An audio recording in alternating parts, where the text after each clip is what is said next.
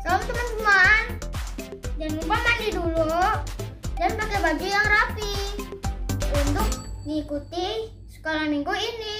Bye-bye.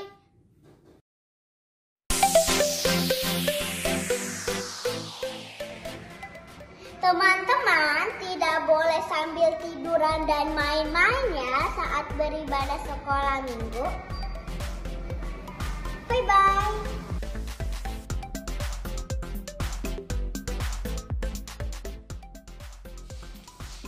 Teman-teman harus semangat dan sungguh-sungguh ya selama ibadah. Tuhan Yesus memberkati.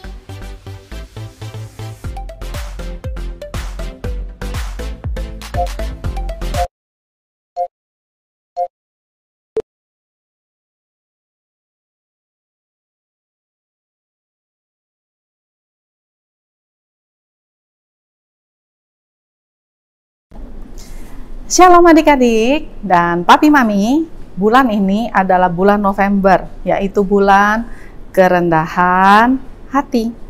Nah, di bulan ini kita belajar bagaimana caranya setiap anak-anak muda untuk taat dan tunduk kepada yang lebih tua dan kepada kita semua untuk saling merendahkan diri, sebab Allah tidak menyukai orang yang tinggi hati. Oleh sebab itu, kalau lagi ibadah dengan sikap rendah hati, kita harus sungguh-sungguh deh. Jangan main-main, jangan sambil main game, jangan sambil tidur-tiduran, jangan sambil nyantai makan di depan TV. Katanya ibadah, malah nyantai. Nah, sikap rendah hati juga ditunjukkan dengan cara doa sungguh-sungguh, beribadah sungguh-sungguh. Seperti itu. Oke? Jadi kakak ulangin lagi. Karena bulan ini kita belajar tentang bulan kerendahan hati, maka marilah kita saling merendahkan hati kita, sebab Tuhan Yesus menyukai orang-orang yang rendah hati. Selamat beribadah. Tuhan Yesus memberkati. Shalom teman-teman, apa kabar? Erlin harap kita semua dalam lindungan Allah ya. Pagi ini Erlin ingin mengatakan Mazmur 91 dalam lindungan Allah. Teman-teman di rumah semua pada ikutin ya. Mazmur 91 dalam lindungan Allah. Orang yang duduk dalam lindungan yang maha tinggi dan memerem dalam naungan yang maha kuasa akan berkata kepadanya, tempat perlindunganku dan kubu pertahananku, Allahku yang kupercayai. Sungguh dia yang akan lepaskan engkau dari jerat penangkap burung, dari penyakit sampar yang busuk. Dengan kepaknya ia akan melindungi engkau di bawah sayapnya. Engkau akan berlindung kesetiaannya ialah perisai dan pagar tembok. Engkau tahu saat takut terhadap kedahsyatan malam, terhadap panah yang terbang di waktu siang, terhadap penyakit sampar yang berjalan dalam gelap, terhadap penyakit menular dan mengamuk di waktu petang. Walau 1.000 orang rebah di sisimu dan 10.000 rebah di sebelah kananmu, tetapi itu tidak akan menimpamu. Engkau hanya menontonnya dengan matamu sendiri dan melihat pembalasan terhadap orang-orang fasik. Sebab Tuhan adalah tempat perlindungan yang maha tinggi, telah kau buat tempat perteduhanmu. Malapetaka tidak akan menimpa kamu, dan tulah tidak akan mendekat kepada kemahmu. Sebab malaikat-malaikatnya akan diperintahkannya kepadamu untuk menjaga engkau di segala jalanmu. Mereka akan menatang engkau di atas tangannya supaya kakimu jangan terlantuk kepada batu. Singa dan ular tedung akan kau langkahi. Engkau akan menginjak anak singa dan ular naga. Sungguh hatinya melekat kepadaku, maka aku akan emputkannya. Aku akan membentenginya sebab ia mengenal namaku. Bila ia berseru kepadaku, aku akan menjawab. Aku akan menyertainya dalam kesesakan. Aku akan meluputkannya dan memuliakannya. Dengan panjang umur akan kukenyangkan dia dan akan kuperlihatkan kepadanya keselamatan daripadaku. Shalom, apa kabar adik-adik? Luar biasa, amin. Siapa yang siap memuji Tuhan hari ini? Angkat tangannya. Ayo, kakak ajak semuanya punya sikap hati yang benar di hadapan Tuhan. Ajak papa mamanya, kita beribadah sama-sama yuk. Ayo, sekarang kakak mau ajak ini. Siapa yang laskar Kristus di sini? Angkat tangan. Wah, kita semua laskar Kristus, amin. Kalau kakak bilang laskar Kristus, kalian lompat ya, amin. Yuk coba ulang ya. 1, 2, 3, Laskar Kristus. Apa bunyinya? Siap ya, ulang lagi ya. Jongkok ya, sama-sama ya. Laskar Kristus, siap. Beri kemuliaan buat Tuhan. Nah, sebelum kita memuji Tuhan, siapkan hatimu saat ini. Kita datang sama Tuhan, yuk kita berdoa. Bapa dalam surga, terima kasih ya buat pagi hari ini. Kalau kami sudah Engkau berikan kesehatan, kami boleh memuji Tuhan hari ini Tuhan. Pakai suara kami Bapa, urapi setiap kami mau menyenangkan hati-Mu Tuhan pada pagi hari ini. Terima kasih Bapa di surga, kami mau mulai ibadah kami. Di dalam nama Tuhan Yesus kami berdoa dan mengucap syukur. Yang percaya sama-sama katakan, amin. Ayo kita semua bangkit berdiri ya, kita semangat ya. Siapa yang di sini suka ke gunung? Wah, angkat tangannya. Kita akan mendaki-daki ke gunungnya Tuhan, amin. Yuk kita bangkit berdiri.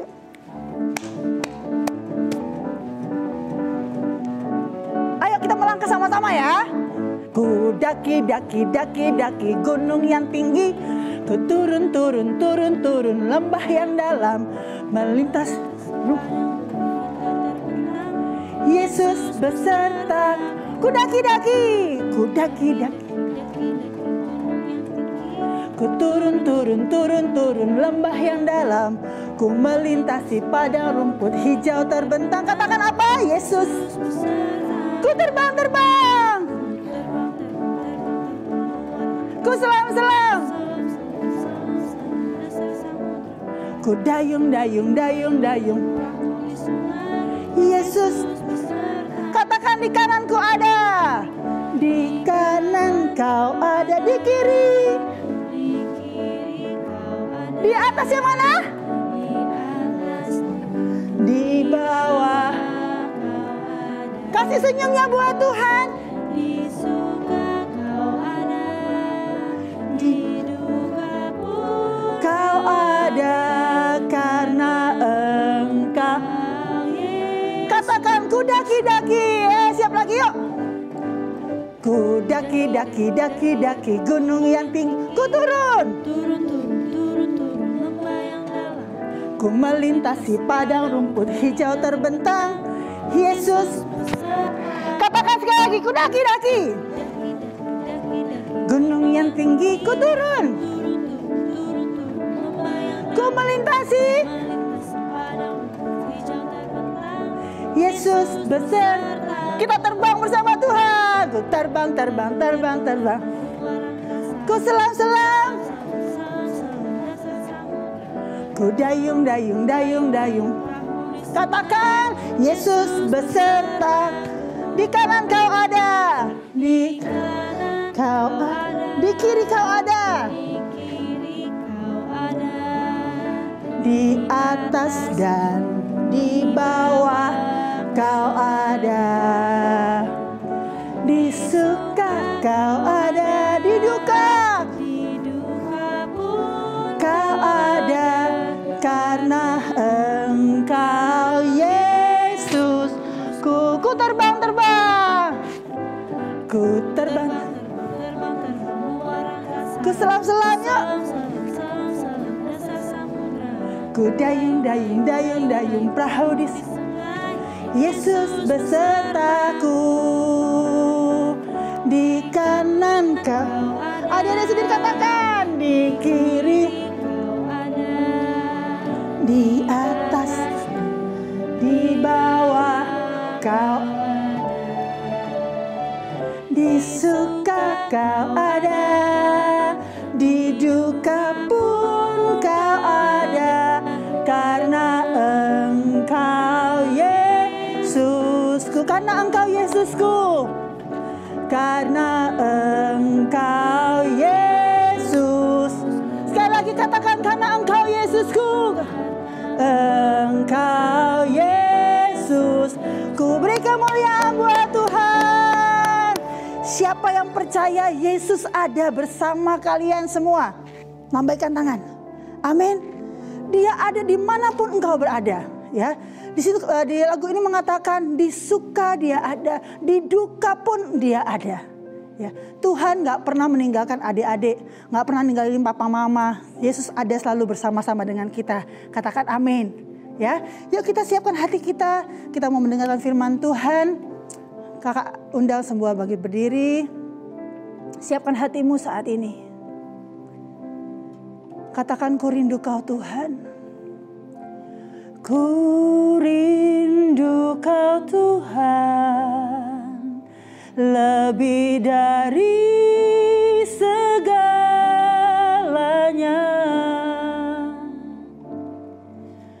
Ku cinta Kau Yesus, Kaulah dambaan hatiku. Katakan adik-adik, ku rindu Kau Tuhan. Ku rindu Kau Tuhan, lebih dari segalanya.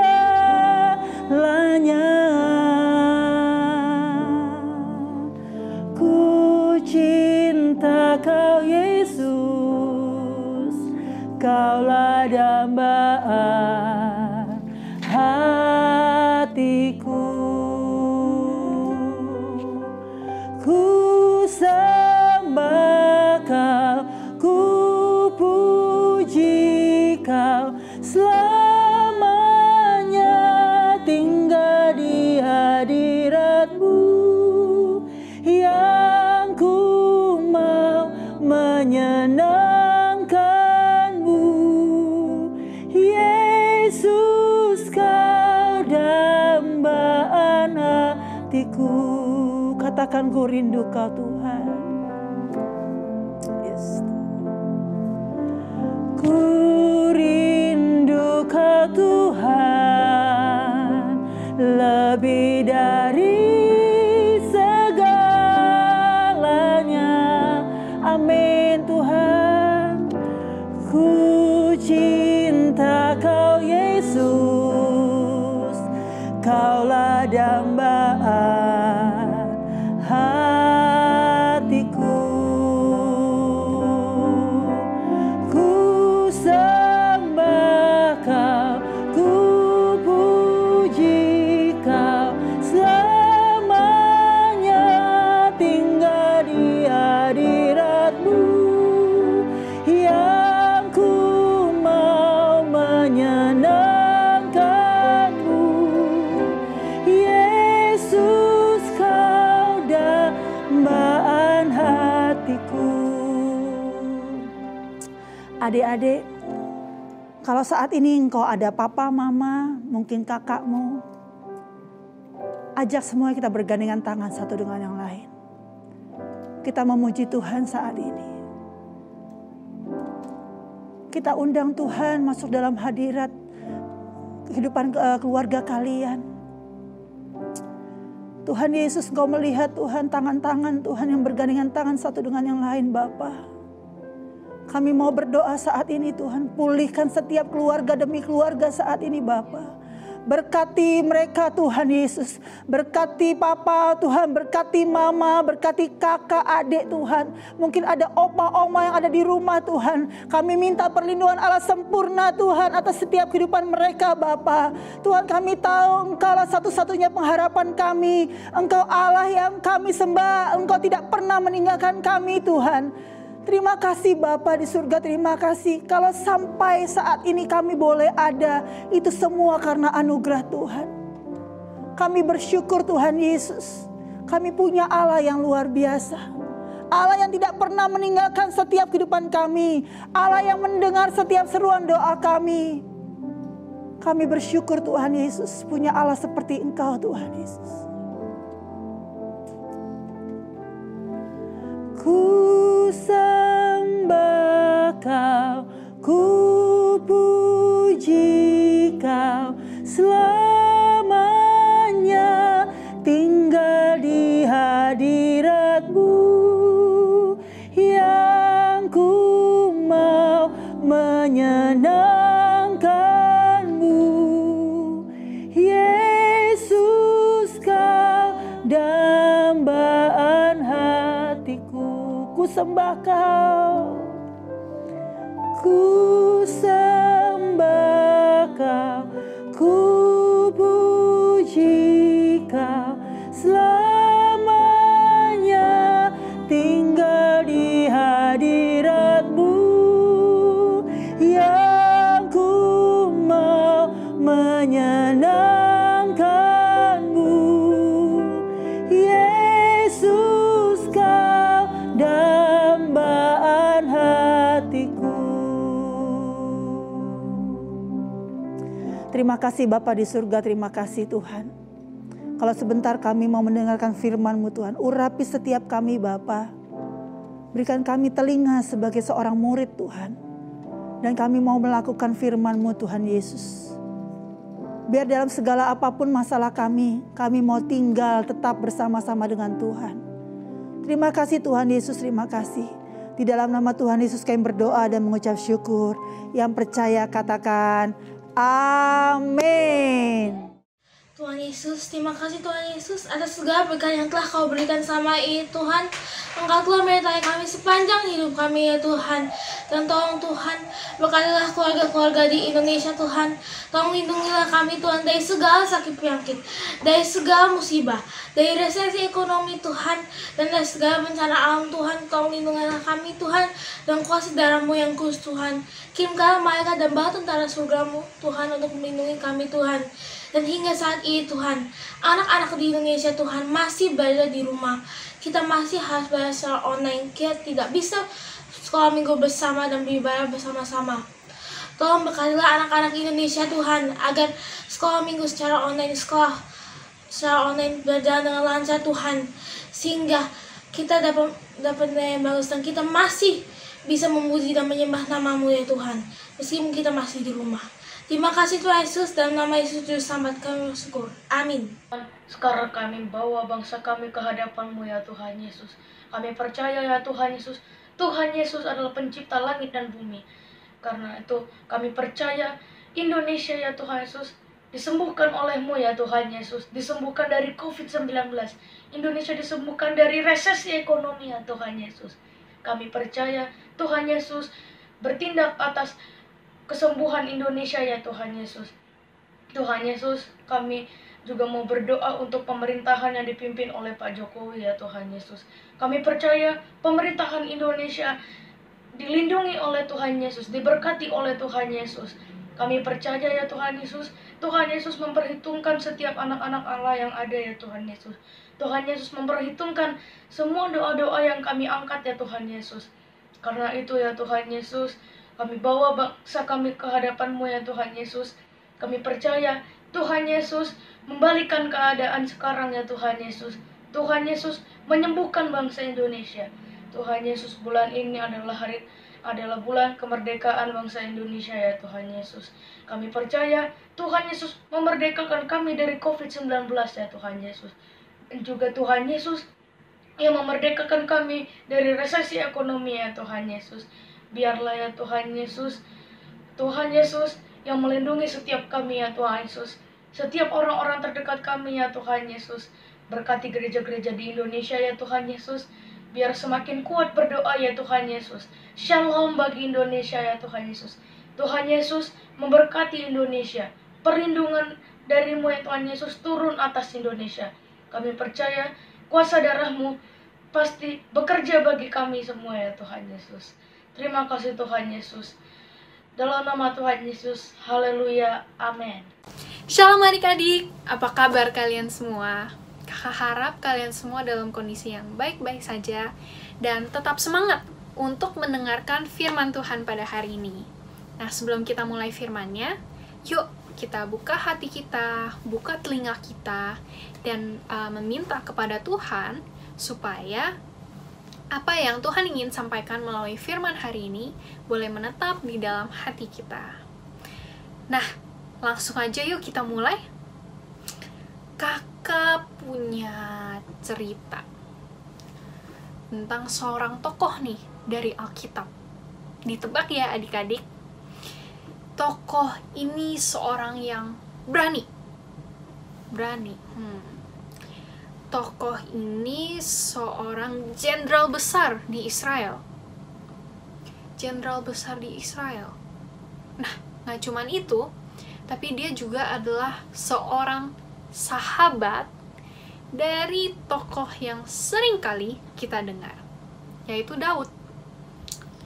Berani, jenderal besar, sahabat dari Daud. Pasti udah ketebak kan ya tokoh yang kita akan dengarkan hari ini? Betul sekali kalau kalian menjawab Yonatan. Nah, adik-adik tahu nggak nih, Yonatan tuh namanya artinya apa sih? Kalau kalian belum tahu, kakak kasih tahu ya.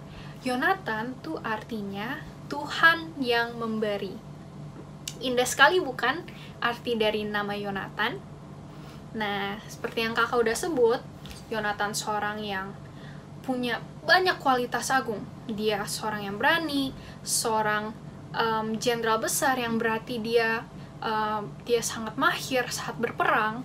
Dia juga adalah seorang anak dari Raja Israel, yaitu Raja Saul. Berarti Yonatan ini adalah seorang putra mahkota atau pewaris tahta. Artinya, yang seharusnya menggantikan Raja Saul sebagai Raja Israel berikutnya adalah Yonatan. Tapi kita kan tahu, yang jadi raja habis Raja Saul kan Daud. Berarti Yonatan gak pernah jadi raja dong. Apakah itu karena Yonatan gak punya kualitas? Apakah itu karena Yonatan tidak bisa jadi raja? Sama sekali bukan. Bukannya ia tidak bisa menjadi raja, tapi karena ia mengerti bahwa Tuhan memilih seseorang yang lain untuk menjadi raja, dan oleh karena itu Yonatan harus meminggir dan untuk seseorang yang dipilih Tuhan itu menjadi Raja Israel. Nah, kita tahu bahwa orang yang menjadi Raja Israel berikutnya adalah Daud.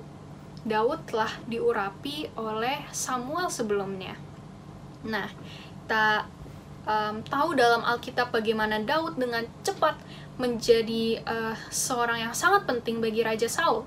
Pertama, sebagai musisi yang dipakai Tuhan untuk membebaskan Saul dari roh yang mengganggunya. Dan kedua, kisah yang kita semua tahu, bagaimana Daud dipakai oleh Tuhan untuk membunuh musuh Israel, yaitu Goliat.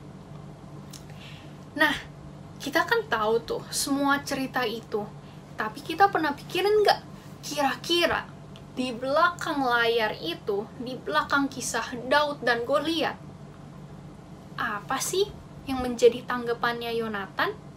Kira-kira Yonatan mikir apa ya? Apakah Yonatan marah karena Daud menjadi favorit ayahnya? Apakah Yonatan iri hati? Nah, kita tahu bahwa justru tidak. Dikatakan dalam Alkitab, di dalam 1 Samuel ayat 18, 1 Samuel 18 ayat 1, bahwa berpadulah jiwa Yonatan dan jiwa Daud.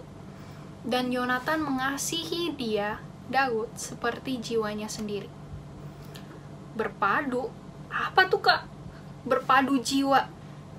Nah, berpadu jiwa Yonatan dan jiwa Daud artinya bahwa ada terjalin suatu ikatan yang erat dan kuat yang tidak terpisahkan, dan ada kasih yang melebihi dari saudara kandung bahkan. Inilah kasih seorang sahabat sejati yang kalau kita lihat dalam Amsal 17 ayat 17, menaruh kasih setiap waktu dan menjadi seorang saudara dalam kesukaran. Atas dasar kasih inilah Yonatan dan Daud mengikat perjanjian dan saling berkomitmen sebagai sahabat. Nah, kita lanjut yuk ceritanya. Kita juga tahu bahwa Saul tuh lama-kelamaan gak suka nih sama Daud, karena ia melihat Daud sebagai suatu ancaman. Di lain sisi, Yonatan, anaknya sendiri, yang seharusnya menjadi raja Israel berikutnya, bisa mengerti bahwa Tuhan telah memilih Daud untuk menjadi pengganti dari Saul. Yonatan menunjukkan kasihnya itu kepada Daud. Ia melepas jubahnya, ia memberikannya kepada Daud beserta dengan pedangnya, busurnya, dan ikat pinggangnya. Ngapain sih Yonatan ribet-ribet amat sampai kasih jubah segala? Emangnya Daud gak punya pakaian? Bukan karena itu adik-adik, tapi karena jubah dari Yonatan, pedangnya, ikat pinggangnya itu menjadi sebuah simbol yang mewakili posisi Yonatan sebagai pewaris tahta dan juga kepemimpinan militernya. Ini menandakan bahwa Yonatan mengerti bahwa posisi dia sekarang seharusnya menjadi posisi Daud. Di pasal 13 ayat 22, kita tahu bahwa di seluruh Israel cuman ada 2 pedang. Satu milik Saul dan satu lagi milik Yonatan. Dan sekarang Yonatan memberikan pedangnya kepada Daud. Dia menyadari bahwa Daud inilah yang akan menjadi raja Israel berikutnya. Dan ia tidak bermasalah. Yonatan tidak merasa terancam oleh fakta itu. Nah, tapi sayangnya ada seorang Saul yang menjadi hambatan di antara Yonatan dan Daud. Saul, ayah dari Yonatan sendiri, itu lama-kelamaan mulai membenci Daud. Karena Saul pun menyadari bahwa Daud yang akan menggantikannya. Kita lihat terus yuk kisahnya di 1 Samuel 18 sampai dengan 1 Samuel 20.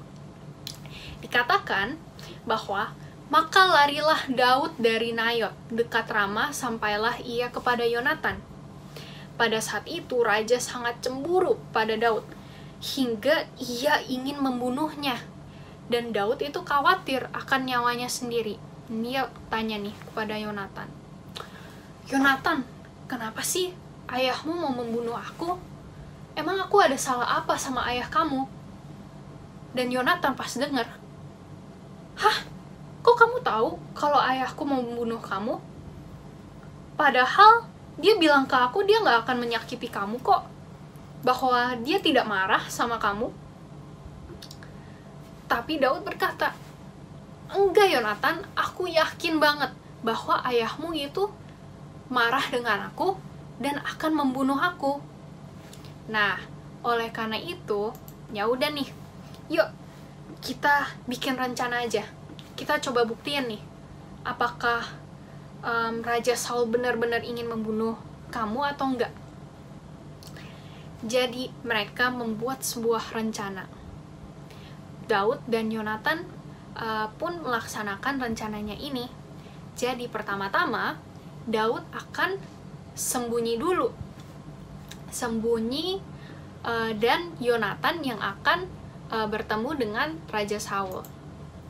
Nah, Daud bersembunyi dan malam hari pun datang, di mana pada saat itu ada suatu acara makan malam yang sangat penting bersama dengan Raja Saul. Nah, di situ seharusnya tuh Daud datang, tapi dengan sengaja Daud bersembunyi. Rencananya adalah pas Raja bertanya kenapa Daud nggak ada di situ, Yonatan tuh harus menjelaskan bahwa Daud itu lagi menghadiri pesta bersama dengan keluarganya sendiri.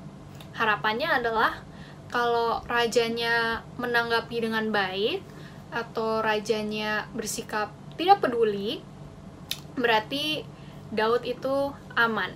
Tapi ketika raja menjadi marah karena itu berarti Daud dalam bahaya yang sangat besar.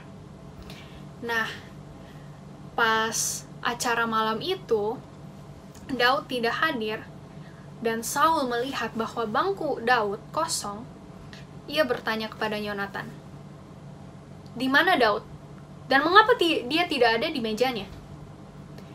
Nah, sebelum Yonatan bisa menjawab Saul langsung terpenuhi oleh amarahnya. Dia begitu dibutakan oleh kemarahannya, ia langsung mengambil tombak dan mengarahkannya kepada anaknya. Di saat itu juga, Yonatan tahu bahwa Daud dalam bahaya yang sangat besar. Bahwa Daud, raja Israel berikutnya, akan dibunuh oleh Saul, ayahnya sendiri. Segera setelah itu, Yonatan keluar dari tempat makan malam itu dan melaksanakan rencananya yang berikutnya, yaitu jika Daud aman-aman saja, maka Yonatan akan menembak 3 anak panah dekat dengan target yang ditentukan. Tapi jika Yonatan merasa bahwa Daud dalam bahaya yang sangat besar, maka ia dengan sengaja akan menembakkan 3 anak panah ke arah yang sangat jauh dari target yang ditentukan. Dan Daud juga bisa melihat apakah ia aman atau dalam bahaya yang besar. Dan tentu Yonatan langsung menembakkan 3 anak panahnya jauh dari target, sehingga Daud langsung tahu bahwa ia dalam bahaya yang besar sekali dan bahwa ia mau dibunuh oleh Saul. Nah, begitu Daud yakin bahwa tidak ada yang melihatnya, Daud segera keluar dari tempat persembunyiannya dan ia jatuh terlungkup di depan Yonatan. Dan ia mengucapkan syukur pada temannya atas apa yang telah dilakukan temannya bagi dia. Yonatan telah menyelamatkan hidup dari Daud. Karena kalau misalnya Daud mengikuti makan malam itu, ia bisa saja langsung dibunuh oleh Raja Saul. Yonatan benar-benar mengasihi Daud seperti jiwanya sendiri. Dan ia membuktikan itu dalam perkataannya dan tindakannya juga. Ia tahu bahwa Tuhan menyertai Daud dan Daud akan menjadi raja atas Israel. Yonatan tidak hanya melindungi Daud dengan nyawanya sendiri, tapi ia berdiri dengan Daud sampai akhirnya. Meskipun ia adalah anak dari Raja Saul. Kata-kata terakhir Yonatan yang tercatat dalam Alkitab, ia katakan kepada Daud adalah, "Janganlah takut, sebab tangan ayahku Saul tidak akan menangkap engkau. Engkau akan menjadi raja atas Israel, dan aku akan menjadi orang kedua di bawahmu." Juga ayahku Saul telah mengetahui yang demikian itu. Yonatan rela menjadi second hand man-nya Daud, karena ia tahu rencana Tuhan atas temannya itu. Yonatan tidak hanya orang yang memulai persahabatan dengan Daud, tapi ia juga berkorban lebih banyak untuk persahabatannya, bisa dikatakan lebih daripada Daud itu sendiri. Dan melalui inilah Yonatan menunjukkan persahabatan yang sejati, kasih yang sejati. Nah, kita mungkin seringkali mengira bahwa orang yang memberi lebih banyak dalam suatu hubungan itu lemah atau pasif. Tapi kenyataannya sama sekali tidak, adik-adik. Orang-orang seperti itu yang menunjukkan kasih mereka dengan memberi, dan memberi, itu orang yang kuat dan tegas. Dan terlebih lagi, orang-orang seperti itu mencerminkan kepada kita betapa Tuhan itu sendiri mengasihi kita. Tuhan mengasihi kita, memberikan kita dengan tulus dan tanpa pamrih. Yonatan adalah teladan yang sangat baik dalam hal itu. Yonatan memang sepatutnya menjadi seorang panutan. Dia nggak punya peran utama. Dia tidak menjadi bintang utama dari kisah Alkitab. Ia tidak menjadi pemeran utama dalam kisahnya Daud. Ya, mungkin kisahnya itu tidak secemerlang atau seterkenalnya seperti kisahnya Daud. Tetapi ia memainkan perannya, yaitu sebagai seorang sahabat Daud sampai akhirnya. Ia memainkan perannya dengan sangat baik. Perannya yang telah dirancangkan Tuhan dalam visi Allah untuk manusia. Bayangkan saja nih, kalau misalnya Yonatan tidak memainkan peran dia sebagai sahabat Daud yang melindungi Daud dalam masa kesusahan, kita tidak akan mengenal Daud sebagai Raja Israel. Dan kita tidak akan mengenal Yesus Kristus yang lahir dari keturunannya Daud. Yonatan tidak pernah bertanya kepada Tuhan, Tuhan, kapan sih giliran aku jadi superstarnya sekali-sekali? Ia juga nggak pernah bertanya, mengapa Daud? Kenapa bukan aku? Karena aku lebih tua dari dia. Terus, aku anak raja lagi. Ia tidak pernah bertanya seperti itu, adik-adik. Nah, bagaimana ya orang yang sehebat Yonatan itu bisa puas dengan perannya sebagai sahabatnya Daud dan tidak pernah menjadi Raja Israel? Nih, kita bisa kembali lagi melihat bahwa semua kehebatan dari Yonatan, segala kekuatannya itu terintegrasi oleh satu kualitas yang Yonatan punya, yaitu kerendahan hati. Rendah hati itu maksudnya gimana sih? Rendah hati itu seringkali disalah mengerti, disalahgunakan sebagai suatu sikap yang meremehkan diri kita sendiri atau tidak menyadari anugerah atau kekuatan yang kita miliki. Sama sekali bukan itu, adik-adik. Rendah hati jadi itu gimana sih? Kok bisa Yonatan punya kerendahan hati seperti itu? Ingat gak adik-adik, apa tadi arti dari nama Yonatan? Arti dari nama Yonatan adalah Tuhan memberi. Tuhan yang memberi segala kekuatan, segala kualitas yang Yonatan punya. Dan oleh karena itu, Tuhan pun yang berhak mengambil, atau Tuhan pun yang berhak menggunakannya. Begitulah cara Yonatan menjalani hidupnya, dengan pemahaman bahwa segala sesuatu yang telah diberikan kepadanya itu datang dari Tuhan. Itulah mengapa ia bisa begitu rendah hati, mengapa dia bisa mengerti untuk meminggir dan membiarkan Daud yang menjadi Raja Israel. Karena itu yang menjadi rencana Tuhan bagi sejarah umat manusia. Orang kalau sadar bahwa apa yang ia punya berasal dari Tuhan, ia tidak akan khawatir, adik-adik. Ia tidak akan merasa terancam oleh mungkin ada orang-orang lain yang kelihatannya lebih hebat dari dia. Karena sesungguhnya Tuhan yang memberi dan Tuhan yang mengambil. Bagaimana dengan kita, adik-adik? Apakah kita bisa mengikuti teladannya Yonatan? Ketika teman kita nih dipilih menjadi WL dan bukan kita, ketika kamu mau banget untuk berdoa, tapi kakak sekolah minggu memberikan kesempatannya kepada teman yang lain. Atau ketika kamu di sekolah, kamu udah aktif nih, kamu paling aktif di kelas, tapi guru mempercayakan tanggung jawab kepada temanmu yang lain. Atau juga kamu udah berlatih dengan sangat rajin, dengan sangat keras dalam permainan bola basket, dalam basketball, tapi malah teman kamu yang dipilih jadi tim inti. Nah, sanggupkah kita di situasi-situasi seperti itu, kita rendah hati? Bisa nggak kita mengikuti teladan seperti Yonatan?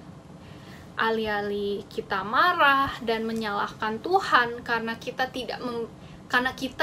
nggak diberikan kesempatan nih sama Tuhan untuk membuktikan diri kita bahwa diri kita itu kita bisa loh, kita juga bisa loh seperti mereka, kita bisa loh melakukan hal itu seperti orang lain. Bisa nggak kita dalam situasi-situasi seperti itu, kita justru mengucap syukur karena teman kita mendapatkan kesempatan, karena kita juga diberi kesempatan untuk rendah hati, untuk belajar. Nah, apakah kita dalam situasi-situasi seperti itu bisa bertindak seperti Yonatan yang begitu rendah hati, yang mengerti rencana Tuhan dan bisa bersyukur atasnya? Ingat adik-adik, bahwa dengan kita menjadi rendah hati bukan karena kita nggak punya atau kita tidak tahu bahwa kita sendiri punya kualitas, tapi justru kita tahu bahwa segala sesuatu yang kita punya itu berasal dari Allah. Nah, ketika kita rendah hati bukan berarti kita lemah juga adik-adik, tapi itu adalah suatu kekuatan, karena kekuatan kita itu datang dari Tuhan. Dan di dalam Tuhanlah kita percaya akan rencananya. Kita hari ini sudah belajar dari tokoh Yonatan. Yonatan yang begitu agung dalam rencana Tuhan. Meskipun ia tidak memainkan peran utama dalam kisah Alkitab, tetapi ia memainkan peran yang Tuhan telah berikan untuknya. Yuk adik-adik, kita sama-sama berdoa. Mari kita berdoa. Bapa kami yang di surga, terima kasih Tuhan untuk firman-Mu hari ini. Terima kasih Tuhan karena Engkau telah membawa kisah mengenai Yonatan dalam hidup kami. Tuhan, dari Yonatan kami mengingat Tuhan bahwa segala sesuatu yang Engkau telah berikan kepada kami itu berasal dari Engkau dan milik Engkau ya Bapa. Bapa, bantulah kami supaya kami bisa sabar, kami bisa rendah hati dalam situasi apapun, dan supaya kami bisa melihat rencana Engkau Tuhan yang lebih besar, supaya kehendak Engkau yang jadilah dan bukan kehendak kami sendiri. Bapa, terima kasih untuk ibadah yang boleh kami jalankan pada hari ini. Terima kasih juga untuk firman yang telah disampaikan. Kiranya kami bisa sungguh-sungguh memikirkan mengenai firman-Mu hari ini, dan kami minggu depan bisa mengikuti ibadah lagi. Terima kasih ya Tuhan, dalam nama Tuhan Yesus kami sudah berdoa dan mengucap syukur. Amin. Selamat hari Minggu adik-adik, Tuhan Yesus memberkati. Shalom adik-adik yang dikasihi Tuhan. Saatnya kita memperkatakan Pentakosta ketiga. Ikutin kakak ya. Pentakosta ketiga artinya 1. Pencurahan Roh Kudus yang dahsyat di zaman now. 2. Penuaian jiwa yang terbesar dan terakhir. 3. Bangkitnya generasi Yeremia penuh dengan Roh Kudus, cinta Tuhan, tidak kompromi terhadap dosa, dan bergerak memenangkan banyak jiwa. 4. Dari Indonesia ke bangsa-bangsa, dari timur ke barat, dan akan kembali ke Yerusalem. 5. kuasa untuk menyelesaikan amanat agung Tuhan Yesus. Nah, ingat ya, kita ada di era Pentakosta ketiga. God bless you all.